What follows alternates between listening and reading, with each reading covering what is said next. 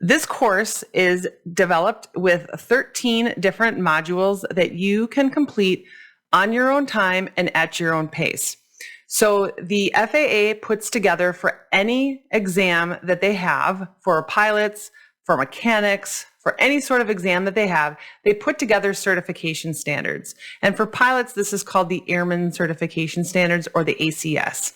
There is a set of standards that we will go through in this course. We will go through it so you know exactly what you're going to be tested on in this exam.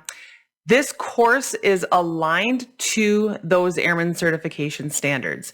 Now, we have 13 different modules, but the Airman Certification Standards has fewer sections in it. And the reason for this is because there are some areas of the Airman Certification Standards that are much more intense and in-depth than others.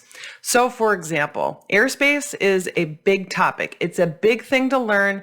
And especially if you're new to aviation, you have to, it's a whole new world for you. It's sort of like the highway system of the sky, but in 3 dimensions. So it's a very large topic that I have broken up into a couple of different modules here for you. So we have 13 different modules. First, we're going to do the introduction, which is what we're doing now.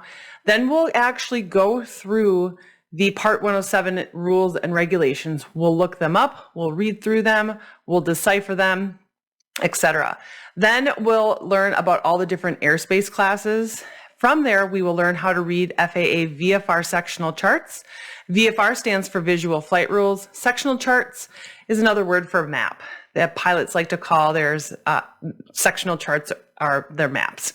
And then there's airspace approvals and authorizations. We'll go over how and when do you need to get an authorization. We'll talk about aviation weather for drone pilots, some of the different reports that you need to know how to read. We'll talk about loading and performance and how weight and balance affects your drone.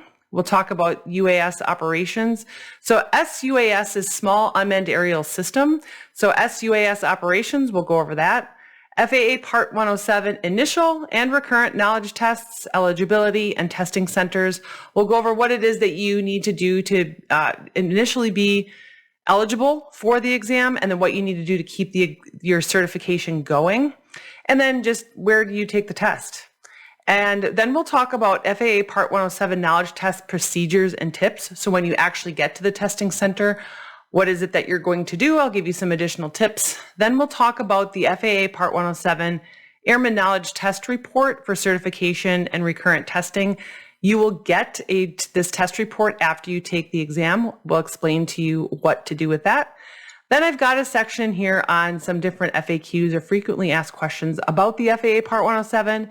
And then conclusions and next steps. So what is it that you can do? Congratulations, you've got your remote pilot certificate. What can you do with it? What is next for you? So these are the 13 different modules that we will cover in this course.